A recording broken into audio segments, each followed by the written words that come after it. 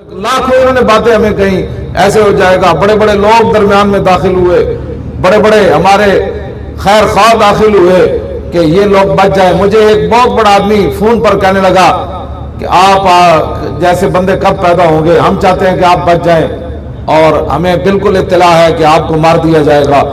उसने बड़ा मुझे ना बहुत बड़ा आदमी है, मैं नाम आपको बताऊं तो आप खुद परेशान हो जाए। उसने मुझे कहा कि मैं सिर्फ आपकी ये अकेले फोन इसलिए कर रहा हूं कि आपकी खैर खाई के लिए, कि आप खुदा के लिए मेरी इस बात को समझें। बहुत खतरनाक हैं इनके मंसूबे, ये आपको मार देंगे।